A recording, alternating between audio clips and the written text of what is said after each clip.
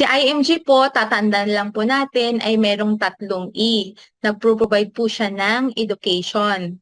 They provide the knowledge. So, pag natuto tayo, ang next po is execution. Nagpro-provide sila ng platform wherein yung mga natutunan po natin is pwede nating i-execute. We have access to products and benefits. So, ang pangatlo naman po, pangatlong E is entrepreneurship. Na ito rin po nagustuhan ko dahil they provide the best business opportunity.